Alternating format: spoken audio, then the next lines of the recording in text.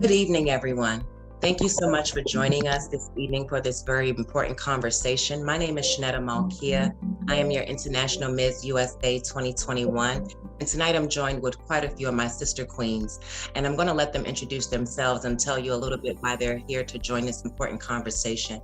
Tonight, in light of the suicides that have happened over the last 2 weeks, we have decided to come together as a group of individuals that have a genuine care about mental health in our communities. Hi, everyone, and thank you for joining us this evening. We decided collectively, me and my pageant sisters, everybody here has something to say, and we think that it is extremely important to normalize mental health, the importance of mental health in our daily lives. The stigmas that we face, especially being a willing participant of the pageant community, us being in the public spotlight very, very often, it's very challenging to deal with those things and to think that you have no other options other than to deal with it on your own. Hello, everyone. I am Patrice Hamilton, your reigning International Ms. Mid-Atlantic 2022. As a member of the pageant community, we often are keeping up appearances and keeping a smile on our face, but in all honesty, having sickle cell, it's an incredible struggle that, I'll be honest, if it weren't for my 9-year-old little boy.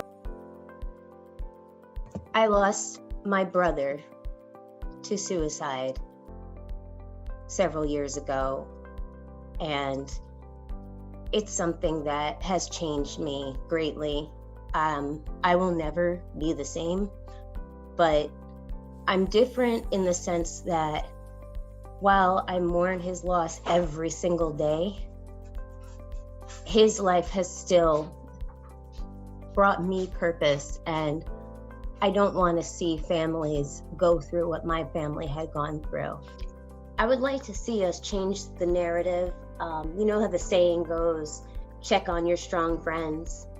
And we say that it goes beyond a text message or what have you. I wish that we could develop the mindset to empathize with your strong friends. There's a lot of people out there, I know they're going through the same thing, and I want you to know that you are definitely not alone, hands down. We all have our moments when, we are getting hit with those negative thoughts. And I want to tell you, one of the ways to fight back on that I've learned is that when you know you're starting to get hit with those negative thoughts, when you know you're starting to already put yourself down or you're starting to hear something bad about yourself, that right there is when you need to stop and you need to listen to something positive, watch something positive, call a friend, be around someone positive. You have to stop it right then and there so it doesn't begin to trickle down more and more and more negative thoughts. If any of you guys ever feel like you get, that gut feeling, that intuition, that discernment to call someone, call one of your friends, call a family member and just randomly check on them or just see how they're doing because something's being laid on you to check on them, follow through with it and do it. Don't ignore it.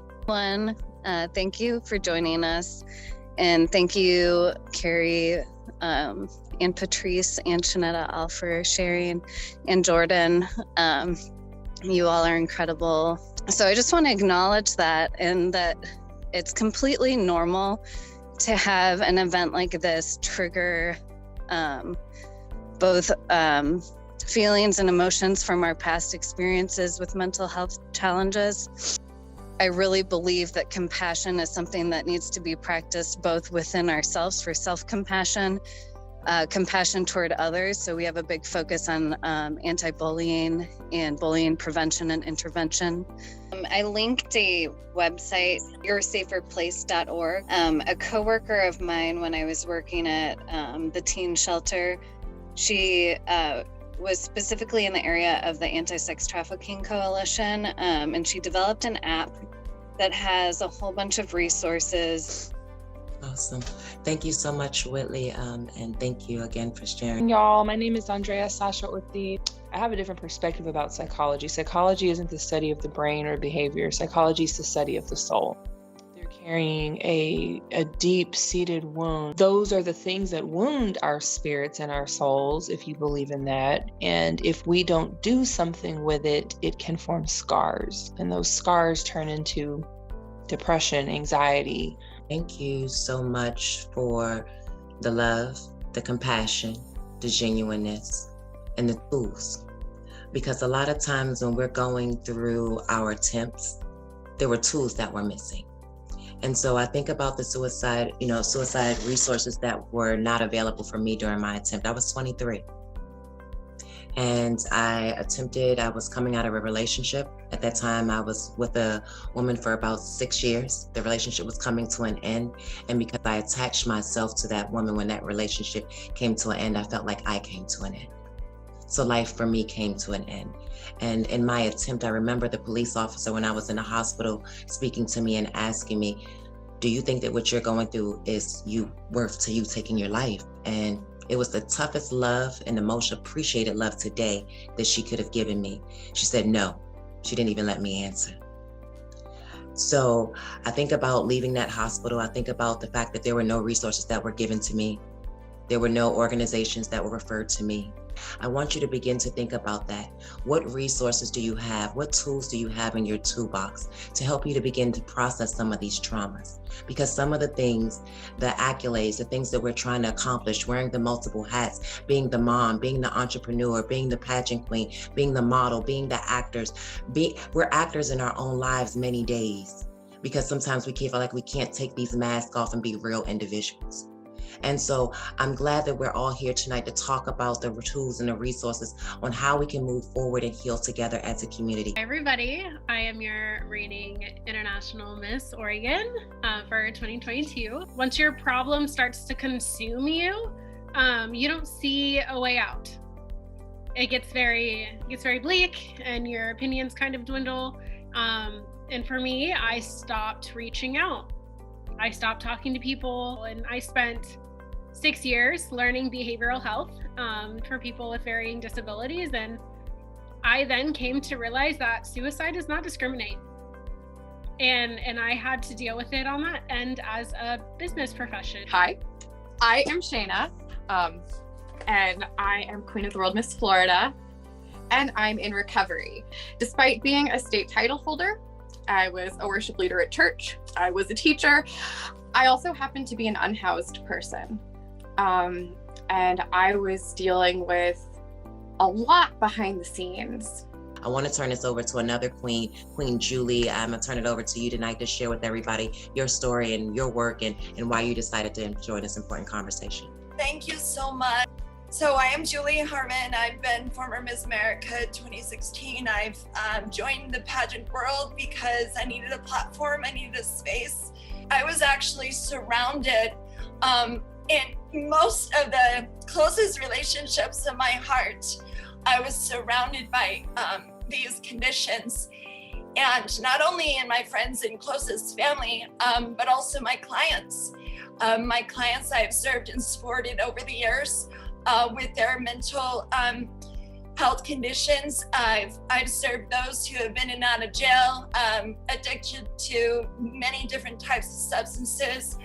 I've assisted with helping those that have attempted many different ways to take their own life. I've had people in my arms who wouldn't have lived if I hadn't been there. And overdosed. Sorry. Take your time, Julie. Yeah. Take your time. Because as a caregiver, it's not always easy. Yeah, thank you. Yeah. And, have been on the receiving end many, many times. Right now, if you could just give everybody just a virtual hug right now. Can we just do a virtual hug? I just think we need a hug right now. Can we just do a virtual hug real quick? I know I like hugs. So one of the things that's so important is that we do have that love for each other, and we always don't feel like we have a safe space to talk to somebody. But I encourage you to speak to someone. I'm going to ask Jerry. He's been dropping some jewels for us in the chat, some very helpful tips for us. Jerry, could you come on and just talk to the queens in the audience tonight? I really want to share just some mental health first aid practices. One of the things is not to get caught up in you need to know more than you need to know versus you should care as much as you have the capacity in that space for the people that you love and you care about, because proximity is the best thing when it comes to dealing with anything with mental health. You can see something quicker than someone who's never met that person. And then of course, I've heard it earlier, self-care. And I love the extreme loving version of self-care, putting you first so that you can pour into others. Thank you for your time. Hi. For joining us. Thank you. Have a good night, Thank you. everyone. Good night, everyone. Good Night, night. everyone.